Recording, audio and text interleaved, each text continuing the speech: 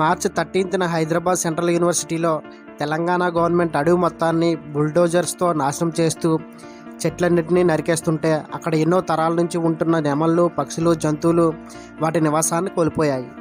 ఈ అన్యాయాన్ని ఆపాలని, చెట్లను, జంతువులను కాపాడుకోవాలని 5,000 మంది హైదరాబాద్ యూనివర్సిటీ స్టూడెంట్స్ ఎన్నో రోజుల నుంచి పోరాడుతున్నారు.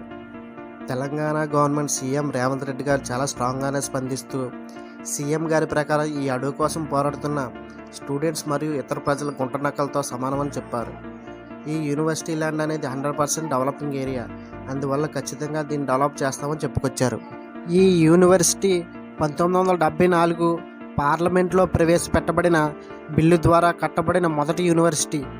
ఈ యూనివర్సిటీలో 5,000 మంది స్టూడెంట్స్, 400 మంది ఫ్యాకల్టీ కూడా ఉన్నారు.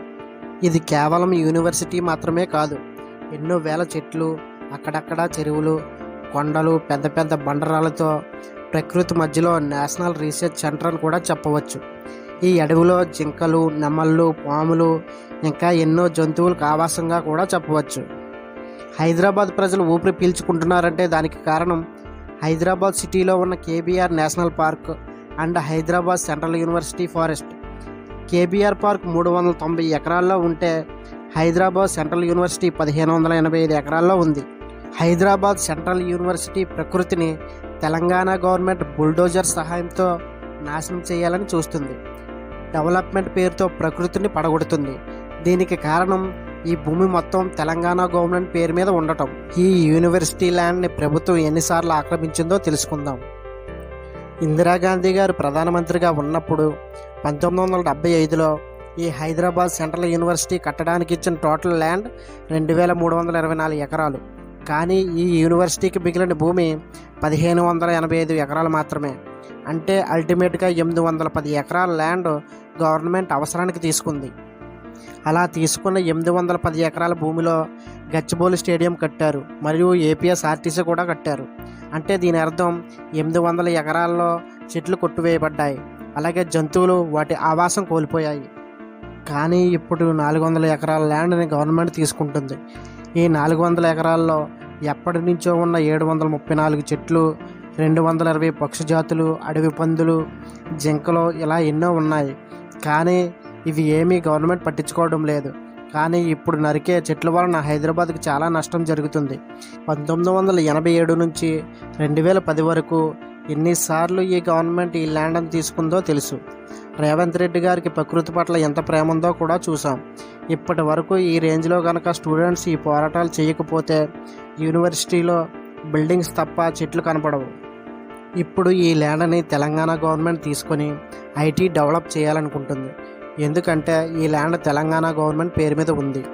ఎందుకు ఉందో ఇప్పుడు చూద్దాం. ఒకప్పుడు నిజాం రాజ్యం వేరు, ఆంధ్ర వేరుగా ఉండేవి. ఆ తర్వాత ఒక స్టేట్గా కలిశారు. ఆ టైంలో ములికీ రూల్స్ అనేవి ఉండేవి. దాని ప్రకారం హైదరాబాద్లో ఉండే లోకల్ ప్రజలకు మాత్రమే విద్య, వైద్యం, ఉపాధి అవకాశాలు ఉండేవి. అవి కోస్తా, రాయలసీమ ప్రజలకు నచ్చేవి కాదు. అందరూ కలిసి ఉన్నప్పుడు అవకాశాలు కూడా అందరికీ ఉండాలి కదా అనడంతో ఇందిరాగాంధీ గారు ములికీ రూల్స్ని రద్దు చేశారు. దాంతో హైదరాబాద్ ప్రజలకు కోపం వచ్చింది. మా జాబ్స్ని కోస్తా వాళ్ళకి, రాయలసీమ వాళ్ళకి ఇవ్వడం ఏంటని తెలంగాణ ఉద్యమం స్టార్ట్ చేశారు. తరువాత మళ్ళీ సుప్రీంకోర్టు ఈ ములికీ రూల్స్ని ప్రవేశపెట్టింది. దాంతో రాయలసీమ మరియు కోస్తా వాళ్ళకి కోపం వచ్చింది. తర్వాత జై ఆంధ్ర ఉద్యమాన్ని మొదలుపెట్టారు. రద్దు చేస్తే తెలంగాణ వాళ్ళకు కోపం, మొదలు పెడితే రాయలసీమ, కోస్తా వాళ్ళకు కోపం. ఏం చెయ్యాలో సెంట్రల్ గవర్నమెంట్కి అర్థం కాలేదు. అప్పుడు ఎవరు మనోభావాలు దెబ్బతినకుండా ములికీ రూల్స్లో కొన్ని మార్పులు చేసి సైజ్ పాయింట్ ఫార్ములాని తీసుకువచ్చారు. ఈ సైజ్ పాయింట్ ఫార్ములాలో 4th పాయింట్ ప్రకారం తెలుగు ప్రజలందరూ కలిసి ఉండేందుకు, కలిపి ఉంచేందుకు కట్టిన యూనివర్సిటీనే ఈ హెచ్సియు. 1974లో పార్లమెంట్లో బిల్లు ప్రవేశపెట్టి మరీ కట్టారు. ఈ యూనివర్సిటీ కోసం ల్యాండ్ని తీసుకున్నారు, కట్టారు కూడా. కానీ ఆ ల్యాండ్ని యూనివర్సిటీ పేరు మీద రిజిస్టర్ చేయలేదు. ఆ టైంలో వాళ్ళకి తెలియకపోయి ఉండొచ్చు డెవలప్మెంట్ పేరుతో ఈ ల్యాండ్ని నాశనం చేస్తారని. అలా చేయకపోవడం వలన ఈ ల్యాండ్ని తెలంగాణ గవర్నమెంట్ పేరు మీద రిజిస్టర్ అయ్యి ఉంది. ఇది హెచ్సియుకు శాపంగా మారింది. గవర్నమెంట్ ఈ అడవిని నరికి ఐటీ డెవలప్ చేయడం తప్పే.